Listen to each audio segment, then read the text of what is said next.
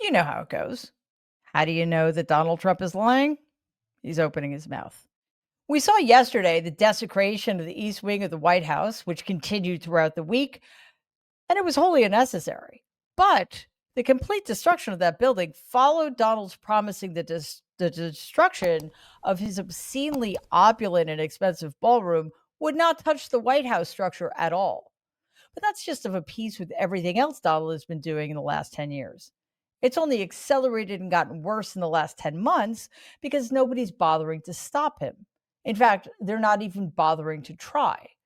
Donald is literally like the character from a 1961 Twilight Zone episode, It's a Good Life, played by Billy Mumy. The episode is about a little boy who can force the adults around him to do whatever he demands because if they refuse, he has the power to turn them into grotesque creatures. These creatures are so horrifying to those he's holding captive that they beg him to send his victims out to the cornfield because they are just too awful to behold. I've been thinking about this character, Anthony Fremont, since Donald ran for president in 2015, because that's who he is. He has the mental and emotional maturity of a prepubescent boy and the impulse control of a toddler, and yet he's still in charge of everything. And everybody who's in a position to challenge him or curtail his power is apparently afraid of him. There's one big difference, though, between Donald and Anthony, the character. If you thwarted Anthony, he could literally destroy you and banish you to the cornfield. What's Donald going to do to you? Well, I mean, he could, and this is just an example I'm pulling out of thin air, sue you for $100 million. He could sick the Justice Department on you or write a mean post about you on his failing social media platform. But he cannot wish you out into the cornfield, at least not yet. Still, nobody is stopping him because all of those fascist Republicans either approve of everything Donald is doing to destroy this country, or they're willing to look the other way so they can hang on to their proximity to power. In some cases, they might even be legitimately afraid of him. To those Republicans, I have this to say: you created this monster. Maybe you should have the guts to do something about it. But because they won't, the East Wing of the White House has been destroyed. And now Donald is demanding that his own Department of Justice pay him reparations to the tune of $230 million. Why? Well, because under Merrick Garland, the DOJ brought two very serious cases against him. One of those alleged that Donald incited an insurrection against his own government. Since we all witnessed that happen in real time, I have no doubt it was a righteous case. The other had to do with allegations that Donald stole highly sensitive classified documents from the American people after he was no longer in the White House. Spoiler alert, he did. What we don't know is what Donald did with those documents.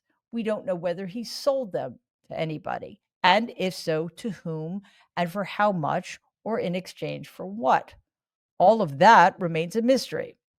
There will be no resolution to the insurrection case because he, thanks to the not inconsiderable help of the corrupt, illegitimate supermajority of the Supreme Court, was able to run out the clock.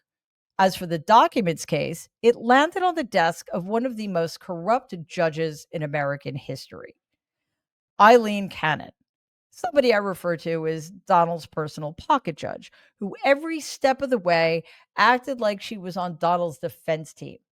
So that case and its mysteries also gone. Now that Donald is back in the White House, he has access to all of those highly sensitive classified documents again. It's not enough for this weak, pathetic, empty little man that not only did he get away with these horrific crimes against America and the American people and our Constitution, he also got rewarded for committing them by getting back into the Oval Office. And that was thanks to 78 million Americans who either don't know or don't care about the countless ways this person has harmed and continues to harm this country. So, exactly does Donald want that $230 million for? In what way has this creature suffered because of those prosecutions? He didn't pay his own legal bills. He grifted money off of his supporters to pay those. What indeed is that $230 million for?